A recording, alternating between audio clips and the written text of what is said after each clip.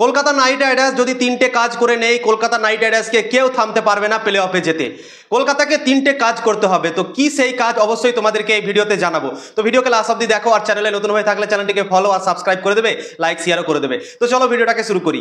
Number 1, Kolkata দলের সব থেকে বড় সমস্যা হচ্ছে opening batsman. Opening batsman Kolkata দলের ভালো খেলতে পারছে না, ওই জন্যই কলকাতা দল বেশিরভাগ ম্যাচগুলো হেরে যাচ্ছে। আজিঙ্ক্য রাহানেকে ওপেনিং করা উচিত। 2024 সালে ফিল সল্ট আর সুনীল নারায়ণ ওপেন করেছিল এবং দুজনই অসাধারণ ক্রিকেট খেলেছিল, ওই জন্যই কলকাতা দল চ্যাম্পিয়ন হয়ে গেছিল।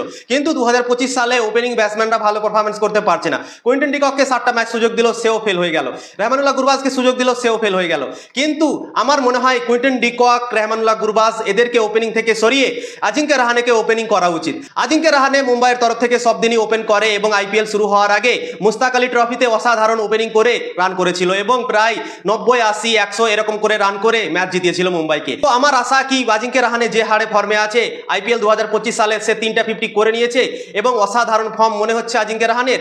তো সুনীল নারায়ণের সাথে আজিঙ্ক্য রাহানে যদি ওপেন করে তাহলে লেফট রাইট কম্বিনেশনটাও পেয়ে যাবে কলকাতা নাইট রাইডার্স এবং ভালো শুরুয়াত হতে পারে কলকাতা নাইট রাইডার্সের জন্য। যদি ভালো শুরুয়াত হয় তাহলে মিডল অর্ডার ব্যাটসম্যানরাও ভালো খেলতে পারবে এবং রান করতে পারবে। ওপেনিং থেকে ভালো শুরুয়াত পাচ্ছে না কলকাতা নাইট রাইডার্স, ওই জন্যই মিডল অর্ডারের উপরে চাপ থাকছে এবং মিডল অর্ডাররা কাজ করে দিতে পারছে না। যদি ওপেনিংয়ে কলকাতা দল রান করতে পারে এবং প্রথম 6 ওভারে উইকেট না হারায় তাহলে কলকাতা দলকে কেউ থামতে পারবে না ম্যাচ জিততে।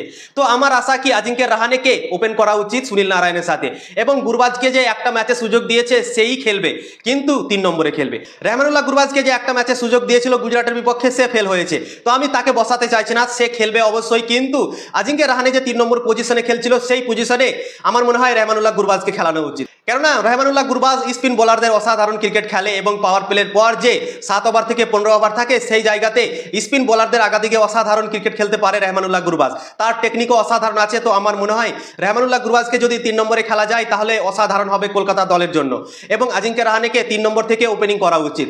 তো এই কাজটা কলকাতা দল যদি করে তো কলকাতার জন্য অনেক ভালো হবে এবং কলকাতা শুরুয়াত ভালো পাবে এবং ম্যাচও জিততে পারবে।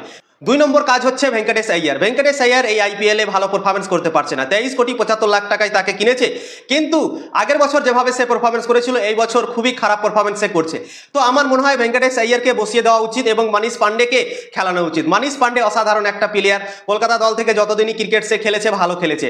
তো আমার মনে হয় আউট অফ ফর্ম হয়ে আছে ভেঙ্কটেশ আইয়ার, তো তাকে আর চান্স দেওয়া উচিত না। কলকাতাকে এখান থেকে প্লে অফে যেতে হলে অবশ্যই চেঞ্জেস করতে হবে এবং যে আউট অফ ফর্ম প্লেয়ারগুলো আছে তাদেরকে বসাতে হবে।